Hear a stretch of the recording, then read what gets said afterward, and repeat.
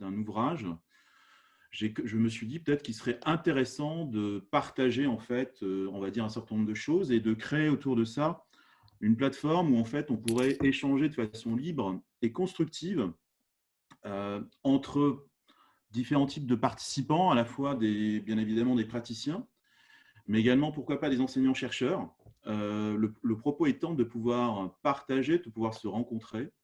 Euh, à une époque où, en fait, de façon unanime, en discutant avec l'ensemble des personnes avec lesquelles j'ai pu discuter, tant d'un point de vue personnel que de façon plus professionnelle, on a besoin de partager, de s'oxygéner, d'avoir un certain nombre de points de repère.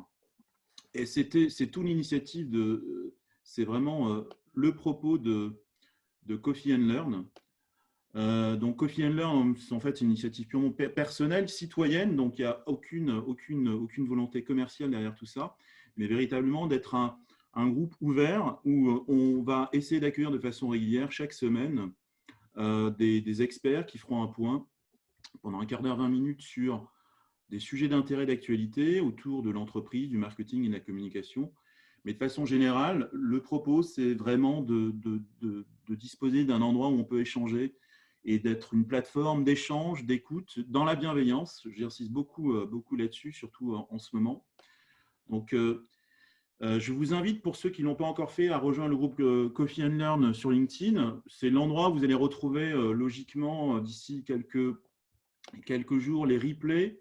Et je vous invite également à relayer très largement si vous trouvez l'initiative intéressante dans votre réseau pour pouvoir partager. Le premier Coffee and Learn a eu lieu il y a une quinzaine de jours. A suivi la semaine dernière, en fait, deux collègues de l'université, en l'occurrence Christophe Benavent et Eric Vernet, qui ont partagé un certain nombre on va dire, de points de vue sur en ce qui concerne mon collègue Christophe Benavent, la mesure du sentiment sur Twitter, en partageant en fait une approche totalement open de la mesure du sentiment avec des outils en open source. Vous aurez d'ici demain l'ensemble du replay qui sera disponible. Mon canal favori, ce sera LinkedIn via les posts. Et par ailleurs, Eric Vernet a partagé en fait un certain enseignement sur les biais cognitifs qui étaient en jeu lors de l'installation de l'émotion peur durant cette crise sanitaire. C'est pour ça qu'en fait, dans cette prolongation, aujourd'hui, j'ai la chance de pouvoir accueillir avec nous Bruno Jambard. Bruno est le directeur général adjoint d'Opinionway et en charge de l'opinion de façon générale, mais également du politique. Et le propos, c'est que Bruno va partager quelques enseignements, ou plutôt quelques constats sur, non pas forcément l'après, mais on va se poser des questions dans un premier temps sur la perception qu'ont les Français du pendant.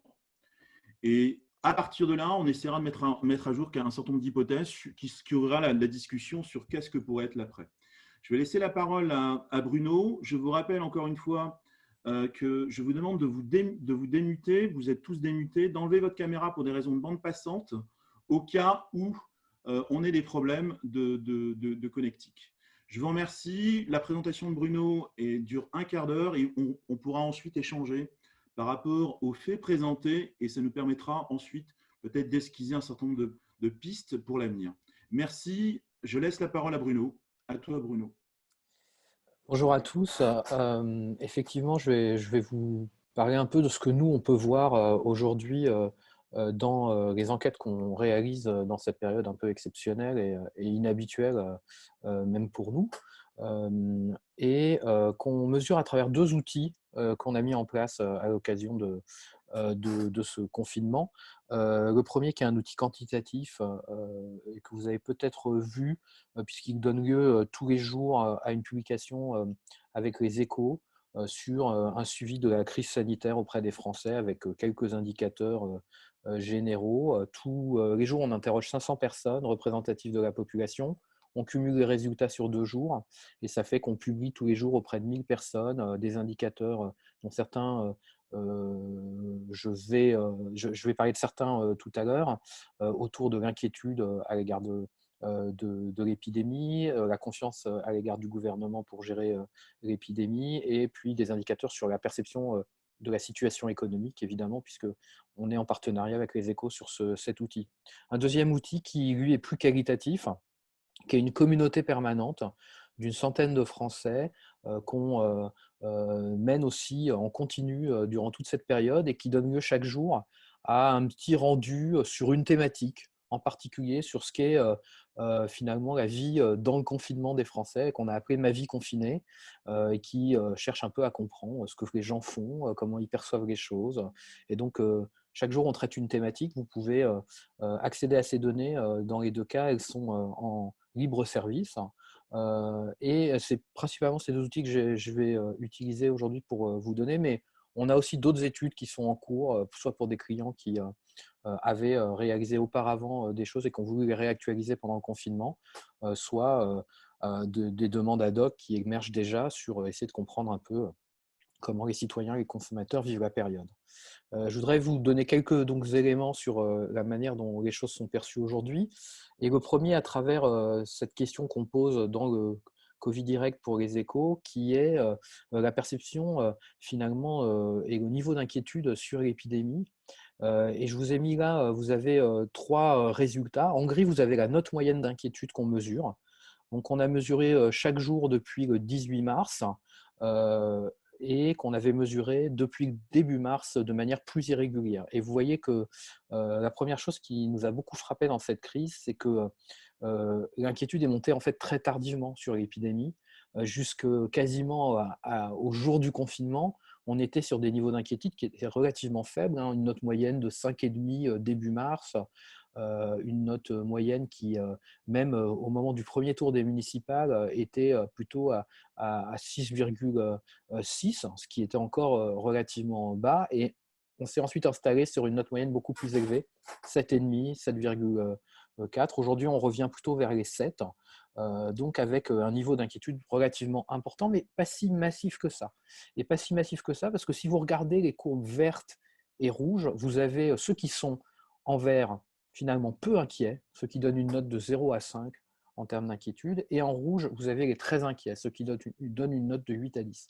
Et vous voyez que, dans le fond, on a aussi des attitudes qui sont assez différentes dans la population face à cette épidémie. Vous avez eu quasiment toute la période entre 15 et 20% des Français qui se sont déclarés finalement toujours peu inquiets. Et ça explique un certain nombre de débats autour du confinement, de son refus d'appliquer les règles qui ont pu avoir lieu. Et puis à l'inverse, vous avez une population, près d'un tiers, qui elle est très inquiète, qui a plutôt tendance à baisser maintenant depuis une dizaine de jours, une semaine, ce qui montre qu'on se rapproche probablement d'une nouvelle phase dans la perception de l'épidémie, qui est en train de revenir à un niveau plutôt autour de 20%, mais qui montre bien aussi que derrière des tendances d'opinion un peu générales, il y a en fait des fractures assez importantes et surtout des perceptions assez différentes qui peuvent exister en termes d'inquiétude. Alors, juste un mot sur les très inquiets, ce n'est pas, contrairement à ce qu'on aurait pu penser, les plus âgés forcément qui sont les plus inquiets. Si on trouve quelques tendances, on verra que ce n'est pas forcément en termes d'âge que le clivage est le plus important, et notamment les jeunes ont toujours été relativement inquiets sur cette épidémie, paradoxalement. En revanche, il y a un clivage plus sociologique. C'est vrai que les catégories populaires sont de manière générale plus inquiètes depuis le début de la crise que les classes moyennes supérieures. Quand on regarde la perception de l'évolution de la situation économique telle que les Français l'anticipent, là, je vous ai mis la courbe de ceux qui nous disent que ça va se dégrader sur 3 domaines. En haut, la courbe la plus élevée sur l'économie française. En rouge, sur la situation économique de son entreprise. Là, on ne la pose qu'aux actifs, évidemment, cette question. Et puis, la situation personnelle en orange. Et vous voyez qu'il y a un niveau d'inquiétude qui est quand même relativement élevé. D'abord, le sentiment que l'impact sur l'économie française va être massif et extrêmement élevé. On a près de 90% en permanence qui pensent que la situation de l'économie française va se dégrader. Vous voyez que sur l'entreprise, c'est quand même aussi assez élevé, hein, autour de 60% en moyenne sur la période, avec des pics par moment où près des 2 tiers des Français se déclarent inquiets pour la situation de leur entreprise. Et puis, un niveau un peu plus faible sur la situation financière personnelle, où en gros, on peut dire que un peu plus d'un Français sur deux, ou un Français sur deux à peu près, a le sentiment que sa situation va être impactée. Et là aussi, c'est intéressant parce qu'on voit que, en gros, plus on est macro, plus on a un sentiment que l'épidémie va être très grave et va avoir des conséquences très graves, et plus on est à son petit niveau, et moins on est nombreux à avoir ce ressenti. Et donc ça, c'est aussi un élément important parce que c'est un élément qui va structurer probablement aussi les perceptions dans les mois qui viennent. Autre point sur l'état d'esprit des Français, là c'est une enquête qu'on fait pour le Cevipof chaque année et qu'on a reconduit pendant le confinement. Vous voyez que un des marqueurs de la société française, qui était déjà le cas, mais qui est encore plus le cas dans cette période de confinement, c'est quand même le pessimisme, puisque sur 8 items, 4 positifs, 4 négatifs, les 4 premiers items cités sont des items de crainte. Le premier item, c'est la méfiance. C'était déjà la méfiance avant la crise, la morosité ensuite. Et puis, vous voyez que 17 points de plus nous citent la peur. Donc, il y a eu, pour une part de la population, mais une part seulement, cette augmentation très forte de l'inquiétude et de la peur. Ce qui est intéressant dans cette enquête, c'est qu'on la compare aujourd'hui, depuis cette année, à 2 autres pays, l'Allemagne et le Royaume-Uni, qui sont des pays très intéressants dans cette crise parce que deux modèles qui sont différents d'une autre. L'Allemagne avec un modèle dont on dit qu'il est plus vertueux, beaucoup moins impacté par l'épidémie, avec des mesures du coup beaucoup moins strictes. Le Royaume-Uni qui a donné le sentiment de tâtonner sur sa stratégie. Mais dans les deux cas, ce qui est frappant, c'est qu'au Royaume-Uni et en Allemagne, aujourd'hui encore, le premier item cité, c'est la sérénité, c'est un item positif. C'est-à-dire que dans le fond, et ça c'est un des premiers enseignements, c'est que dans la crise, les attitudes préexistantes à la crise, elles restent déterminantes et elles restent celles qui expliquent le plus ce qu'on mesure. Au Royaume-Uni, en Allemagne, la sérénité, c'était le premier item avant la crise. Ça reste le premier item, même si ça a baissé, et même si dans ces deux pays, l'item de la peur a monté. Et en France, à l'inverse, la perception négative était déjà très forte et elle se confirme avec la crise. Autre élément qui confirme aussi cette société de défiance très particulière à la France, on a testé dans cette vague, dans le confinement, je dirais la confiance dans des indicateurs. Le nombre de morts qui est donné par les pouvoirs publics, le nombre de cas infectés et le nombre de masques disponibles. Et vous voyez qu'en France, dans les 3 cas, seule une minorité de Français font confiance aux statistiques qu'on leur donne dans ce domaine, alors qu'au Royaume-Uni ou en Allemagne, sur les 2 premiers items, le nombre de morts, le nombre de cas infectés, on a une confiance majoritaire dans les statistiques. Et là aussi, on retrouve finalement cette idée que dans la crise, chacun se comporte aussi avec ces éléments. Les Britanniques, les Allemands, qui sont dans des modes beaucoup plus de confiance vis-à-vis de ce type d'indicateurs et de l'information délivrée, conservent une plus grande confiance. Alors, ils n'ont pas une plus grande confiance forcément dans les médias, mais ils ont une plus grande confiance en revanche dans les statistiques, ce qui est une spécificité de la France et qui est aussi un élément à souligner. Un point qui est intéressant, c'est qu'une question qu'on utilise beaucoup dans ces enquêtes, c'est la perception par rapport au monde que doit avoir son pays. Est-ce qu'il doit davantage s'ouvrir et davantage se protéger? Vous le voyez, là, un des éléments qui a franchement évolué dans cette crise en France, c'est le sentiment que la France doit se protéger davantage du monde aujourd'hui. Aujourd'hui, les 2 tiers des Français, 65%, c'est 9 points de plus que l'enquête qu'on avait fait avant la crise en janvier, nous disent qu'il faut se protéger davantage du monde. Et donc, c'était déjà un sentiment qui divisait la population, mais qui la divise d'un certain point de vue de moins en moins aujourd'hui en France, puisqu'on est dans un rapport maintenant de 2 tiers, 1 tiers, alors que c'était beaucoup plus mitigé auparavant. Là aussi, ce qui est intéressant de noter, c'est que cette forte évolution, elle est particulière en France. Oui, on retrouve une augmentation au Royaume-Uni, en Allemagne, de ceux qui pensent qu'il faut se protéger davantage du monde, mais elle est beaucoup moins importante que celle qu'on voit en France. Et donc là aussi, ce côté pays qui a un peu peur des autres et qui veut se refermer est un élément plus important en France. Ce qui est intéressant d'ailleurs de noter au Royaume-Uni, c'est qu'au Royaume-Uni, on a encore une majorité des Britanniques qui souhaitent s'ouvrir davantage au monde, alors qu'on est dans un pays qui vit le Brexit, qui est en train de le mettre en œuvre. Et donc, on voit bien aussi que je dirais, les cultures nationales, la culture très, je dirais, internationale des Britanniques, continuent aussi, dans une période comme celle-là, dans une crise comme celle-là, à préexister et à rester des facteurs qui expliquent et qui permettent de comprendre beaucoup de choses. On a d'ailleurs, si on regarde un autre indicateur qui est une marque française, qui est le rejet du système capitaliste.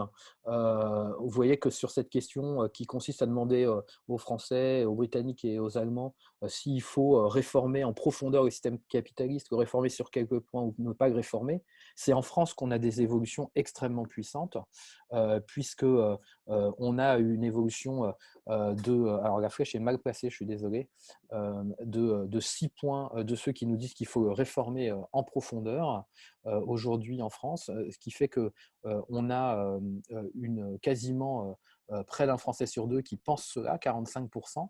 Et vous voyez que si on regarde en Allemagne ou au Royaume-Uni, c'est 20% de la population seulement qui pense qu'il faut réformer en profondeur le système capitaliste. Donc ça amplifie ce rapport particulier qu'a la France au système économique qui est le nôtre aujourd'hui. Et ça renforce, je dirais, le côté un peu radical, le radicalisme des discours et des attitudes économiques qu'on rencontre dans notre pays. On a également des chamboulements importants sur la vie microéconomique. Dans les enquêtes qu'on réalise, on se rend compte que 28% aujourd'hui des salariés qui nous disent qu'ils font du télétravail. 28%.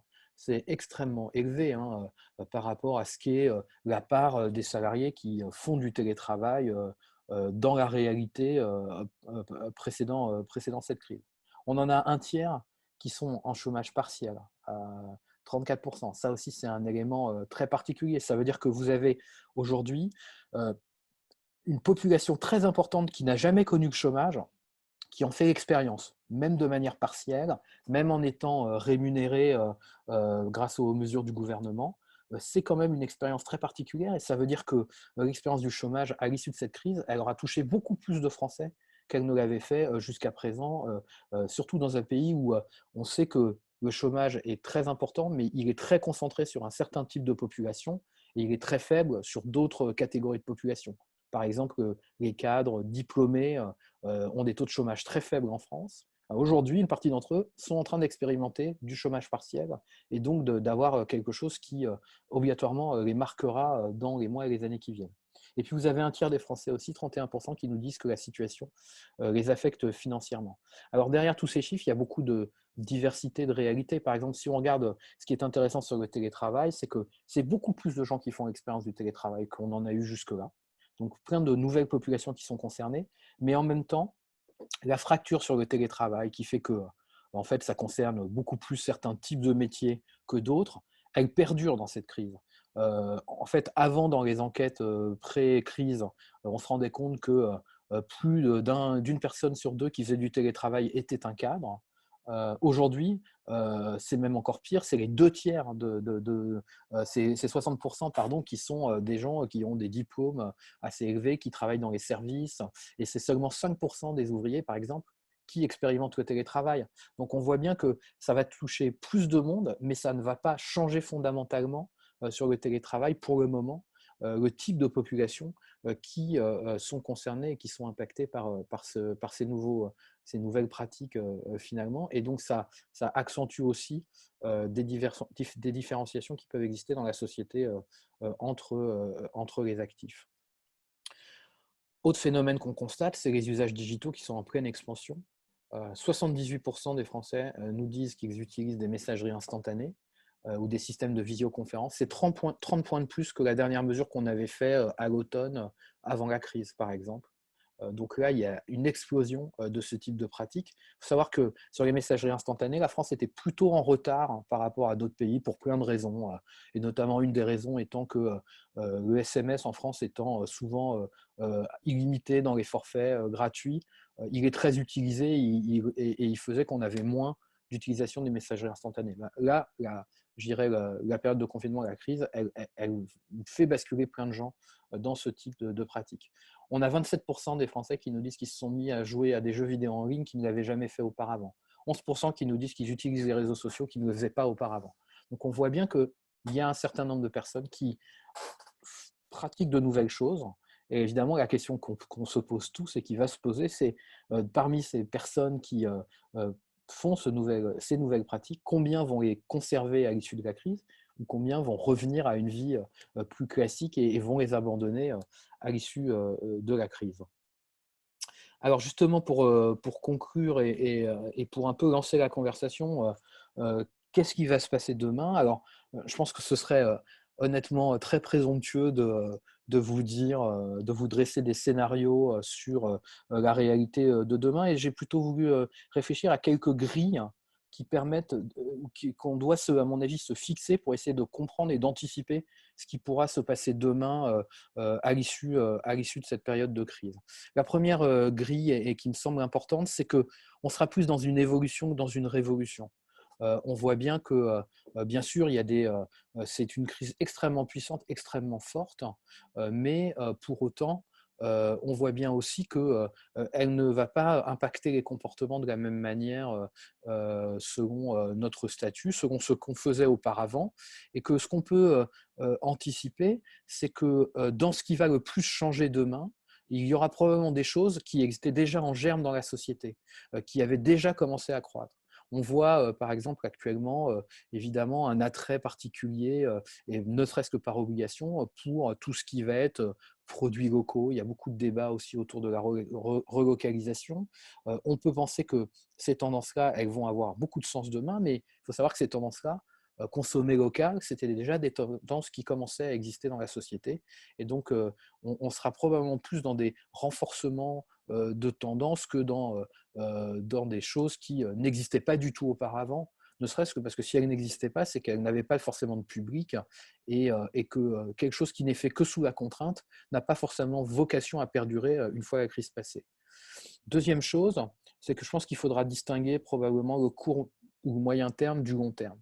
Il va y avoir dans ce qui va se passer demain probablement deux périodes. La première période qui va être la sortie de crise, avec une sortie dont on voit bien qu'elle va être probablement progressive, avec des restrictions qui vont perdurer, et donc peut-être dans un premier temps certains comportements qui vont évoluer, qui vont s'ajuster, qui vont émerger ou qui vont se renforcer, mais qui ne seront pas forcément ceux qu'on retrouvera dans 2 ou dans 3 ans, ou en tout cas pas tous ceux qu'on retrouvera dans 2 ou dans 3 ans. Et donc, je crois que quand on veut penser le monde d'après, on doit avoir cette idée de réfléchir à la fois à ce que va être d'abord dans un premier temps, 3 mois, 6 mois, 1 an et demi, on ne le sait pas aujourd'hui, la sortie de crise, et puis ce qu'elle sera à plus long terme. Et ça, c'est un élément, je pense, à prendre en compte qui est très important.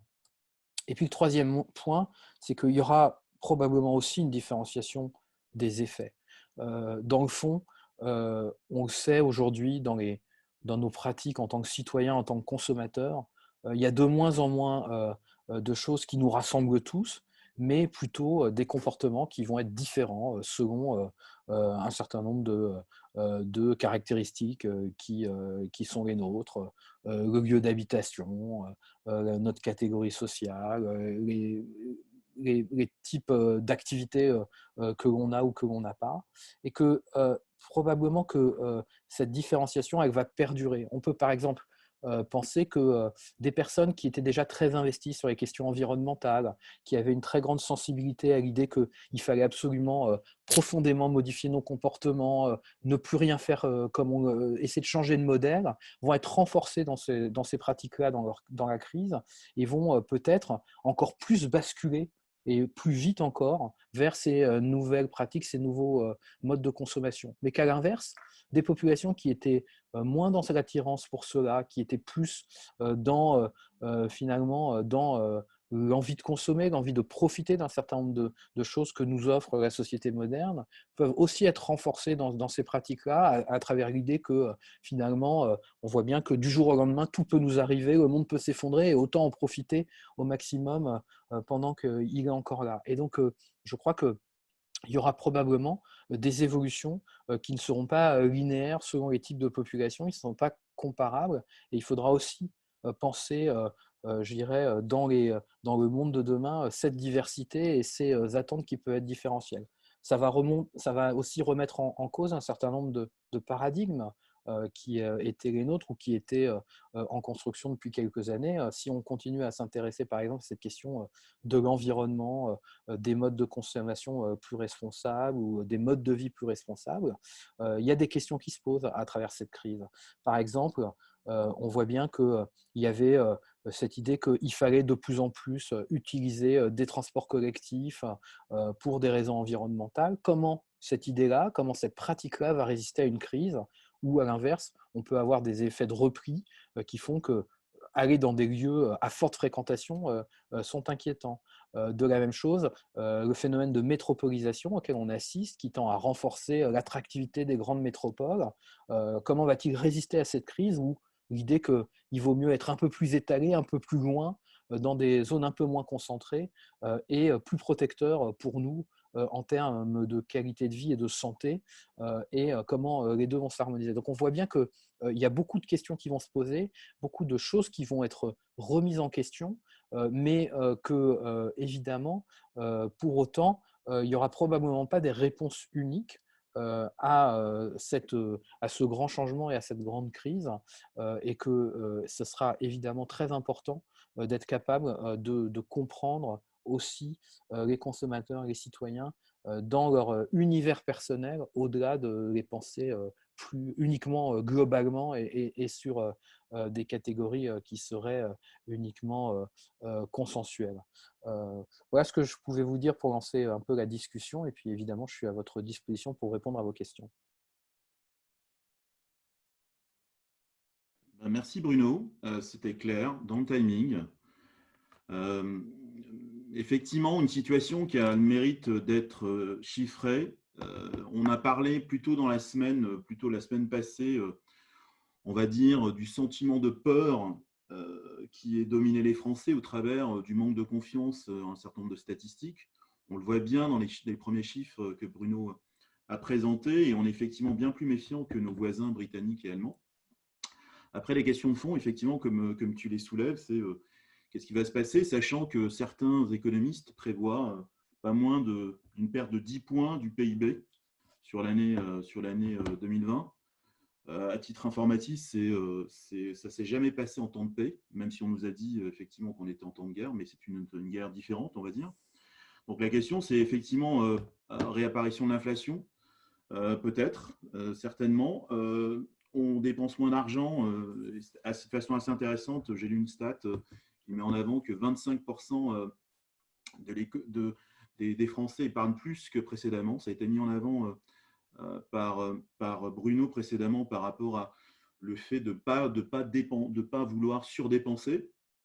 Et effectivement, des soucis par rapport à l'emploi, par rapport à la situation générale, par rapport à l'employabilité et la pression qu'on peut trouver en entreprise. Après, effectivement, je vous laisse la parole. Moi, je suis effectivement plutôt rangé de l'avis de Bruno par rapport à, on est plutôt qu'une révolution, les choses mettant du temps à se mettre en œuvre. On assiste souvent à des cycles où il va falloir digérer pour certainement repartir sur des choses peut-être un peu plus saines. Mais l'histoire nous montre aussi que l'humanité a peut-être tendance parfois à oublier. On vous invite à questionner Bruno, c'était l'objectif. Pour ce faire, vous pouvez tout à fait vous mettre en mute, bien évidemment, prendre la caméra pour rendre le tout un peu plus humain, si vous le souhaitez. Et la parole est à vous. Bruno est disponible et prêt à répondre à vos questions. Merci Bruno, et à vous la parole si vous le souhaitez. Bonjour, merci Bruno pour cette présentation. Moi, j'avais une question concernant la réforme en profondeur du système capitaliste qui paraît très important en France par rapport aux autres pays d'Europe cités. Est-ce qu'il y a une différence d'appréciation en fonction des classes d'âge? Non, finalement, c'est assez uniforme dans le fond. On est plus sur un point de vue et un peu un rejet du terme et de ce qu'il véhicule, que sur quelque chose qui correspond à des générations. C'est quelque chose qui perdure de manière très forte dans le temps, dans le fond. On se rend compte simplement que ça va varier beaucoup moins en fonction de catégories comme les classes d'âge que de la situation économique. En période de crise, on a un renforcement systématique de ceux qui pensent qu'il faut changer de modèle, il faut tout envoyer par-dessus l'épaule. Et en période d'amélioration économique, on a plutôt une détente des indicateurs là-dessus, même si on reste toujours à des niveaux très élevés. Dans le fond, on voit bien que de ce point de vue-là, la France reste un pays avec un rejet assez fort du terme qui est celui de capitalisme. D'accord. Donc, effectivement, quand on voit les 31% de population affectée financièrement, plus 34% de chômage partiel, on comprend qu'en ce moment, le phénomène soit amplifié. Oui, c'est probablement un phénomène d'amplification lié à la crise et à l'inquiétude dans cette période. Ok, merci. D'autres questions? Oui, bonjour Iman. Je voulais savoir si vous confirmiez le fait que le gouvernement a extrêmement peur qu'il y ait à nouveau des émeutes très violentes de la part de Gilets jaunes ou pas d'ailleurs, et raison pour laquelle le gouvernement aurait fait l'acquisition, là il n'y a pas très longtemps, d'armes anti-émeutes, enfin en débloquant un budget spécifique. Alors, je ne peux pas répondre pour le gouvernement et sur sa peur, mais il est évident qu'une des choses probablement qu'anticipent les pouvoirs publics, c'est, en raison de la crise économique, des tensions assez fortes. Alors, paradoxalement, il y a une chose qu'on ne sait pas prévoir, c'est les mouvements sociaux. À chaque fois qu'on vous dit que la rentrée va être chaude, elle n'est jamais chaude, et les mouvements sociaux émergent toujours au moment où on ne s'y attend pas et de manière aussi, je dirais, imprévue. Les gilets jaunes, on sentait bien que dans la société, il y avait des choses qui bouillonnaient et qu'il y avait des raisons qu'à un moment ou à un autre, il y ait un mouvement social, mais jamais personne n'aurait imaginé que ce soit ce mouvement qui s'impose et qui se développe. Donc, je pense que la seule chose qu'on sait, quand on regarde empiriquement l'histoire du mouvement social, c'est que c'est rarement en période de crise que les mouvements sociaux sont les plus présents, mais c'est plutôt en période de sortie de crise, quand la situation économique va mieux. Parce que c'est plutôt à ce moment-là qu'il y a des demandes sociales extrêmement fortes qui fait que les gens se mobilisent et ont tendance à se cristalliser en mouvements sociaux. Donc, il peut évidemment y avoir des moments de tension, mais l'expérience montre que les périodes de crise sont plutôt des périodes où les gens étant inquiets, ils ne vont pas forcément se mobiliser collectivement. Oui, bonjour, j'avais une question donc, concernant un éventuel partenariat avec l'Institut Pasteur. Vous savez que l'Institut Pasteur cherche à faire des tests de sérologie, puisque c'est la grande question maintenant qui se pose. Quel est le pourcentage de la population ou des populations qui sont immunisées? On a des modèles qui nous parlent de 5%. Notre président de la République, lui, dit 1%. Sevran, lui, nous a dit le lendemain que c'était 10%. Bref, on patauge. L'Institut Pasteur a lui-même fait des tests autant que je me souvienne, juste dans le cluster de l'Oise pour voir un petit peu comment ça se passait. Ils trouvent qu'il y a finalement pas mal de personnes qui sont infectées, même s'ils disent qu'il n'y en a pas tant que ça. Bref, du coup, ils ne savent pas très bien faire un échantillonnage, si j'ai bien compris, ou du moins ils ont beaucoup de difficultés. Par contre, ils ont la possibilité de mobiliser différents types de tests. Donc, qu'est-ce que vous attendiez pour faire un petit peu avec eux, leur proposer de faire du longitudinal, par exemple, ça serait extraordinaire pour voir si ça évolue dès maintenant et de ne pas attendre le 6 ou le 11. Ouais, ça, c'est un sujet qu'on voit souvent émerger, mais je dirais que nous, on n'a pas. Faire des enquêtes, c'est très particulier, ça, et notamment dans le cadre actuel, avec depuis longtemps en France les règles CNIL, mais le RGPD depuis quelques années aussi, il y a beaucoup de contraintes, donc, et notamment sur les questions de santé, et ce n'est pas des choses qui sont à notre portée naturellement. Donc, je pense que ça, c'est plus au pouvoir public de réfléchir à comment faire. Je pense qu'ils savent faire des échantillonnages. La difficulté qui peut se poser, c'est que on ne peut avoir que du volontariat sur ce type d'études, et que, évidemment, pour un échantillonnage parfait, avoir des gens qui acceptent ou qui refusent, ça va créer des biais. C'est peut-être pour ça qu'ils hésitent. Et puis, il faut la capacité aussi de le faire de manière assez rapide, parce que l'évolution de la maladie et de l'épidémie est telle que si vous avez des mesures sur des temps trop longs, c'est compliqué. Donc, je pense que c'est plutôt eux qu'il faudra interroger là-dessus. Mais ce n'est pas tout à fait le même métier de faire des échantillonnages pour des tests médicaux que de le faire pour mesurer des comportements ou des perceptions. Bruno, Juste, c'est sur, encore. sur la remarque de Laurent, justement, sur la demande de réforme du système capitaliste.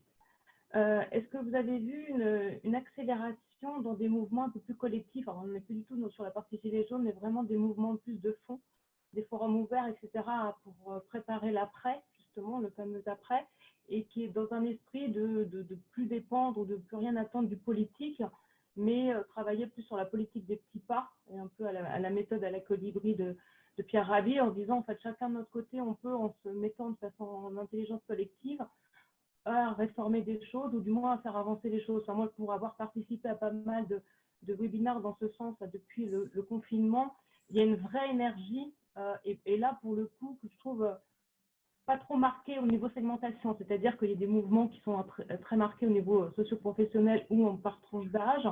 Là, sur les différents mouvements auxquels j'ai pu participer, moi, je me rends compte qu'il y a vraiment une masse, en fait, qui est très collective et pas du tout, qui est plutôt représentative, justement, de la population nationale. C'est certain que face à cette, je dirais, défiance à l'égard des acteurs publics en général, hein, on voit bien, c'est vrai pour le politique, mais ça ne concerne pas que le politique, ça concerne les médias, ça concerne un certain nombre de choses en termes d'informations qui sont délivrées, ça concerne aussi le sentiment, et peut-être que cette crise va renforcer ce sentiment-là. Une des raisons, à mon sens, de la défiance politique en France, c'est qu'on est dans un pays qui attend énormément de l'État, dans lequel l'État est encore considéré comme le Graal absolu par une grande majorité de Français, mais dont aussi les mêmes Français constatent de plus en plus son inefficacité. Et donc ça crée une dissonance et une crise terrible, parce que dans des pays qui attendent finalement peu de l'État, l'inefficacité de l'État est moins mal vécue que dans un pays comme la France, où ça reste vraiment un acteur absolument essentiel. Et donc effectivement, ça peut conforter et inciter un certain nombre de Français à se prendre en main, à agir par eux-mêmes, à se regrouper avec d'autres citoyens et à développer ça. Ce qu'on voit jusqu'à présent, il faudra voir comment ça évolue après la crise, c'est quand même que cette idée entre d'un côté une société plus horizontale où les citoyens se fédèrent et on prend des décisions tous ensemble, et une société verticale où on attend plutôt un pouvoir qui va décider, qui va donner des impulsions. Avant la crise, elle divisait vraiment la population en deux. En gros, vous avez la moitié des Français qui sont pour une société plus verticale, plus autoritaire, et une moitié qui sont pour une société beaucoup plus horizontale, beaucoup plus collaborative, participative. Est-ce que ça va changer avec la crise? Il faudra voir. On n'a pas encore d'éléments là-dessus, mais c'est un sujet qui quand même partage beaucoup les gens. Et là où vous avez raison, c'est que ce n'est pas forcément un partage social. Dans le fond, c'est souvent plus des partages qui mêlent à la fois des perceptions qui peuvent être plus idéologiques, mais également des vécus et des modes de socialisation que les individus ont préexistants. Mais voilà, donc ça, c'est vrai que ça va être une des questions. Qu'est-ce qui va rester finalement de cette attente et de cette importance accordée à l'action du pouvoir d'en haut de l'État, et qu'est-ce qui va arriver de toutes ces initiatives plus citoyennes qu'on voit émerger depuis plusieurs années et qui sont très largement plébiscitées par une partie de la population. Merci Bruno. Je crois qu'il y avait une autre question qui était sous-jacente au point précédemment abordé, mais qui reprenait le point qu'avait abordé Eric Vernet. Il y a une personne qui... Oui, non? Oui, bonjour. J'ai vu que M. Vernet proposait de rentrer en contact avec Pasteur. Alors, en fait, j'ai monté un consortium avec 2 boîtes spécialisées dans le monde de la data médicale, parce que j'étais absolument scandalisée par le fait que la télé, le gouvernement mette en avant une appli qui utilise le Bluetooth et donc très intrusive, pour ceux qui s'y connaissent un petit peu en téléphonie. Et donc, on a répondu à l'appel d'offres en proposant une appli qui permet de faire une épidémiologie anonymisée ou pas, selon le souhait de l'utilisateur, mais grandeur France, en permettant à tout citoyen français d'y répondre et de faire une épidémiologie très précise, ville par ville. Et évidemment, ils ont refusé parce qu'il y a ce gros consortium de grosses boîtes constituées qui visiblement avaient déjà eu une réponse favorable du gouvernement. Donc, si quelqu'un connaît un point d'entrée à l'Institut Pasteur, je sais qu'ils ont énormément de data et qu'on pourrait travailler avec eux, parce que je trouve totalement inefficace, intrusif et absurde l'appli qu'ils mettent en avant, qui ne sert à rien et qui va on va faire un déconfinement à l'aveugle, alors que l'appli qu'on propose permet de faire un déconfinement intelligent en connaissant ville par ville l'état de l'infection par le virus. Voilà. Merci. Par rapport justement à votre question, moi ce que je vous propose, c'est ceux qui effectivement pourraient aider pour aller dans le prolongement de la question. Ça me permet d'enchaîner sur. Vous pouvez rejoindre le groupe Coffee and Learn et vous pouvez tout à fait vous discuter du propos, vous mettre en contact parce que les membres d'un groupe sur LinkedIn peuvent tout à fait échanger librement des messages. Donc, c'est également un moyen pour communiquer aussi dans le cadre justement de l'échange que nous a proposé aujourd'hui Bruno. Merci. Est-ce qu'il y a d'autres questions ou d'autres points de vue, d'autres commentaires? Alors, je crois qu'on a répondu à ça en partie précédemment. Il y a une question qui est posée via le chat, si tu la vois, Bruno. Non, mais Merci pour cette présentation. Quels sont les grands segments de différenciation et les chiffres de répartition sur ces segments? Alors, peut-être que Bruno donne une perspective par rapport à ça. Il a été dit au tout début que vous pouvez tout à fait avoir accès aux chiffres et aux études qui, je crois, de toute façon, sont en libre service en vous rendant sur le site de la société Opinionway. Pour avoir consulté les chiffres bien avant la présentation, effectivement, il y a beaucoup de chiffres. En particulier, j'ai en tête un baromètre avec le Cevifop qui fournit énormément de choses, dont en particulier la perception des points sur différents segments de population, par âge par exemple, si je me souviens bien. Donc peut-être que Bruno, tu veux donner peut-être une perspective rapide sur la question si tu le veux bien.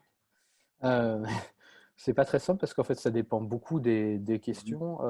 Sur les indicateurs d'inquiétude à l'égard de l'épidémie ou de perception de l'évolution de la situation économique, effectivement, sur notre site, vous pouvez accéder à l'ensemble des rapports quotidiens et dans lesquels vous avez les résultats non seulement sur l'ensemble de la population, mais aussi par catégorie d'âge, de genre, par catégorie sociale et aussi par, je dirais, catégorie idéologique en fonction de ce que les gens ont voté à la présidentielle, par exemple. Donc, je vous encourage à les consulter et à regarder ça.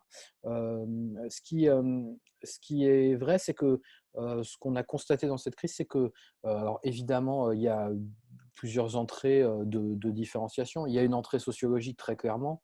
Je l'ai dit, quand on voit un certain nombre de phénomènes comme le télétravail, par exemple, il est très important si on regarde l'ensemble de la population, mais il est très concentrés évidemment sur les personnes qui travaillent dans certains secteurs d'activité et notamment sur les personnes qui sont plutôt dans les catégories d'encadrement notamment. On est à plus de 50% des cadres qui aujourd'hui sont en télétravail contre seulement 5% des ouvriers. Mais on va retrouver aussi, c'est la même chose évidemment sur l'inquiétude à l'égard de sa situation économique, où évidemment sont les populations les plus fragiles économiquement qui ont le plus le sentiment que ça a un impact sur leur situation économique, la crise actuelle. En revanche, ce qui nous a beaucoup frappé, c'est que la question de l'âge n'était pas du tout intuitive en termes de perception sur l'inquiétude à l'égard de l'épidémie ou sur, par exemple, la perception du déconfinement. On a interrogé les Français sur le déconfinement. Vous avez en gros seulement un tiers des Français qui nous dit qu'il faut déconfiner totalement à partir du 11 mai et que dans cette population qui veut se déconfiner, les plus nombreux sont les plus âgés, par exemple. Donc, ce n'est pas quelque chose de si évident que ça, intuitivement. Et en tout cas, le caractère générationnel ne marche pas comme on l'imaginerait. L'inquiétude n'est pas moins forte chez les plus jeunes, alors que, objectivement, toutes les données qu'on a pour le moment montrent que la maladie touche beaucoup moins des populations jeunes que des populations plus âgées. Très bien, merci Bruno. J'ai invité par chat la personne qui posait la question à prendre la parole, bien évidemment. On a encore un petit peu de temps. Merci à Nathalie qui nous a fait passer un lien justement sur l'une des études, Ma vie en confinement, qui est plutôt la communauté en ligne. Il y a d'autres études plus quantitatives comme Bruno l'a mis en avant précédemment.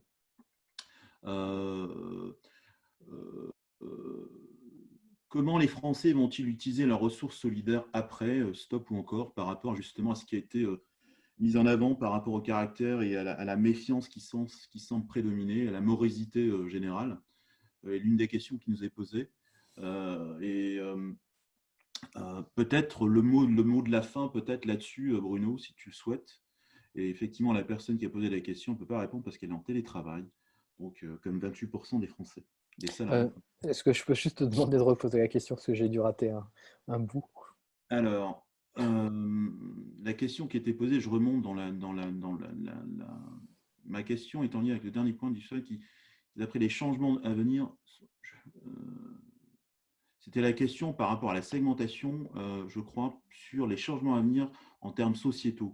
Je pense que la question est très large, comme tu l'as évoqué tout à l'heure, et peut-être que ce sera peut-être plus facile et plus simple d'adresser le point, comme vous le mettez en avant, d'aller chercher les slides qui sont disponibles sur le site. Alors, on n'a pas encore de données objectivement sur la segmentation de ce que pourrait être l'évolution des comportements dans la presse. C'est un peu tôt. Et d'abord parce que, en fait, comme je le disais, je pense qu'il faudra vraiment distinguer entre le court, moyen terme et le long terme, parce que tant qu'on n'est pas revenu à une situation où tout est possible en termes de pratique, il est difficile de faire la distinction entre vraiment en termes de segmentation sur ce qui va conserver certaines populations ou adresser d'autres, ce que certains vont privilégier ou pas. Moi, je crois qu'en revanche, c'est vrai qu'on a aujourd'hui probablement que ce qui crée un certain nombre de fractures entre certaines catégories de population. On parle beaucoup, par exemple, de la fracture territoriale entre les habitants des grandes agglomérations et les habitants des zones urbaines, et qui engendre aussi des pratiques qui peuvent être assez différentes. Par exemple, en termes de transport, dans les grandes villes, on utilise de moins en moins la voiture. La question va se poser, la question du transport individuel dans les grandes agglomérations va se reposer. Alors, ce ne sera pas forcément la voiture la réponse, mais il est évident que, en revanche, tous ces nouveaux modes de déplacement individuels, on peut penser au vélo en libre service ou au vélo en général, aux trottinettes, tous ces modes-là, qui sont à la fois des modes de transport individuels, donc qui peuvent être rassurants pour éviter les transports en commun dans un monde où on aurait un peu d'inquiétude à l'idée de les prendre, peuvent être largement boostés par une crise de ce type. Et qu'à l'inverse, dans les zones rurales, ces modes-là sont des modes qui sont très peu développés, qui ne sont pas souvent accessibles et qui ne sont pas forcément adaptés à la vie. Et juste pour mémoire, 23% des Français aujourd'hui vivent dans les territoires ruraux. Donc, ce n'est pas une part négligeable de la population. Donc, je pense que, voilà, il est probable que beaucoup des fractures de l'après-crise seront des fractures qui correspondaient aussi à des choses préexistantes. Merci Bruno. Une petite dernière question, si vous le souhaitez, avant qu'on essaie de conclure et d'ouvrir. Oui, bonjour. J'avais une dernière question par rapport aux tendances que vous percevez sur le télétravail. Le phénomène s'est installé pour pas mal d'entreprises pour qui c'était nouveau. Est-ce que cette tendance pourrait s'installer à moyen, long terme? Comment est-ce que vous le voyez? Sur quelle partie exactement, pardon? Le télétravail. Le télétravail, sur le télétravail. Oui, je pense que le télétravail, c'est quelque chose qui était à la fois quelque chose qui se développait, mais qui se développait beaucoup plus lentement que ce qu'on aurait anticipé il y a une dizaine d'années. Il y avait probablement beaucoup de freins. Il y avait des freins qui étaient de l'ordre de la difficulté à conserver la maîtrise de ce que fait le salarié du côté des employeurs. Ça peut être un peu inquiétant d'avoir des salariés trop à distance et dont on a plus de mal je dirais, à encadrer et à contrôler le travail. Il pouvait y avoir des freins aussi qui étaient des freins de la part des salariés, du sentiment d'être coupés, de ne pas être des salariés comme les autres en étant en télétravail. Je pense que ce qui va être intéressant avec ce qui se produit, c'est que en l'expérimentant, ça va probablement faire sauter beaucoup de ces freins.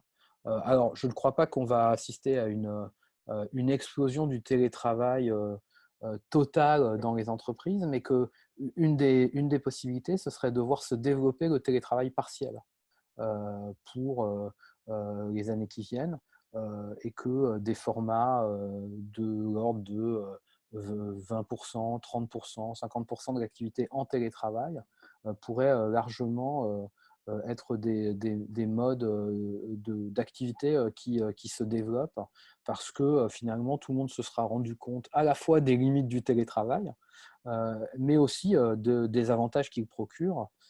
Et pour les entreprises, ça peut aussi rejoindre un certain nombre de considérations et de problématiques qu'elles ont en termes d'occupation d'espace, en termes d'accès au recrutement dans certains territoires.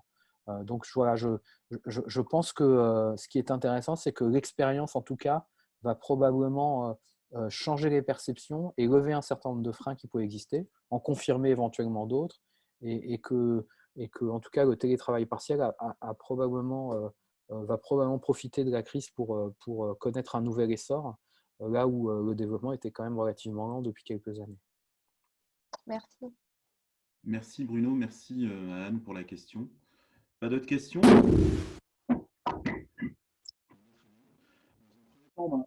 Je tiens tout d'abord à remercier Bruno pour son temps, la qualité de la présentation et des échanges que ça a pu mettre en œuvre. Alors effectivement, les hypothèses d'avenir, je crois que Bruno en avait mis 3 en avant, une évolution plutôt qu'une révolution, effectivement. On vient de parler par exemple du télétravail qui n'est pas quelque chose de très franco-français au départ, mais certainement que les habitudes, encore une fois, vont certainement évoluer dans ce sens-là. Il va en être de même par rapport, on va dire, à la contraction d'un certain nombre de comportements particuliers de consommation. Je parlais tout à l'heure d'économistes qui prévoient effectivement une contraction du budget dépenses des Français, une réattribution de ce budget dépenses sur l'épargne qui a explosé de plus de 20% durant la période particulière que l'on est en train de vivre. Et certainement, le sentiment au lors de la peur qu'a pu évoquer Éric Vernet, en l'occurrence la semaine dernière, c'est la défiance des Français. Alors la question qu'on pourrait se poser, c'est que quand on est homme d'entreprise, et en particulier, je crois qu'il y en a un certain nombre qui s'intéressent, on va dire, au marketing, à la communication, à la chose marchande, la question va vraiment poser des problèmes de fond aux marques et aux organisations, aux entreprises, sur la façon de proposer un autre contrat. Certains parlent non plus de raison d'être, mais de raison d'agir pour les entreprises. Et c'est pour ça que la semaine prochaine, donc je vous donne la date, le mardi 5 mai à 14 h, nous aurons le plaisir d'accueillir en fait David Garbous, qui est directeur marketing stratégique de Fleury Michon, à 14 h, qui viendra nous parler justement de la mise en place historiquement, et ce n'est pas nouveau pour Fleury Michon, d'un marketing entre guillemets un peu plus responsable, avec des campagnes historiques, pas forcément sur des crises aussi importantes que celle-ci, mais en l'occurrence, il vous en parlera beaucoup mieux que moi la semaine prochaine sur des crises qui étaient liées à la crise sur la viande de cheval, en l'occurrence, et les fameuses campagnes Fleury Michon sur le venez vérifier, pour proposer, on va dire, un contrat plus fort aux Français. Et certainement que ce sera l'un des scénarios de sortie ou d'anticipation de ce besoin de preuve et d'anticipation de la part des Français. Donc, je vous le rappelle, 5 mai, 14 h, donc mardi prochain, avec David Garbous, qui est directeur marketing stratégique de Fleury Michon. Ce qui m'amène encore une fois à remercier Bruno et la société Opinionway pour la mise à disposition des chiffres, votre présence aussi. Il y en a qui étaient là depuis le premier Coffee and Learn, il y a une quinzaine de jours. On va dire le feedback est important pour continuer l'aventure. Vous parlez de télétravail, peut-être qu'il y a quelques semaines ou quelques mois, vous n'imaginiez pas consommer du webinar aussi régulièrement. Le propos, c'est de pouvoir continuer à faire du webinar sur un format pareil, 15 minutes de présentation, 30 à 40 minutes d'échange et de questions. Je vous inviterai donc à répondre en moins d'une minute au feedback que je vais vous faire passer ensuite, de rejoindre le groupe Coffee and Learn sur LinkedIn, sur lequel vous allez retrouver l'ensemble des replays lorsqu'ils seront disponibles. L'outil de communication privilégiée sera LinkedIn. Donc, je vous invite à à consulter mes posts, à les relayer. Encore une fois, c'est ouvert. N'hésitez pas également à proposer des sujets. N'hésitez pas également à vouloir prendre la parole. Ça a été le cas en l'occurrence pour la personne de chez Fleury Michon qui parlera la semaine prochaine. C'est une initiative qui est ouverte et citoyenne. Donc, je vous invite effectivement à prendre le relais. Et dernier point, excusez-moi pour les quelques couacs, parce que tout est fait à l'heure actuelle de bric et de broc avec un compte Zoom que j'ai ouvert il y a une quinzaine de jours, une adresse email ouverte dans la foulée. Mais l'ensemble du contenu et des encouragements semble aller dans le bon sens. Donc, je vous remercie. Et j'attends également un soutien de votre part pour le faire savoir, le faire dire et pouvoir se retrouver régulièrement. Voilà. Je vous remercie. À très bientôt. Et puis à mardi prochain pour ceux qui seront là. Et puis merci encore à Bruno. Bonne fin de journée, bonne fin de semaine et bonne fin de confinement en attendant ce qu'on va nous annoncer ce soir officiellement. Merci, à très bientôt. Merci Bruno.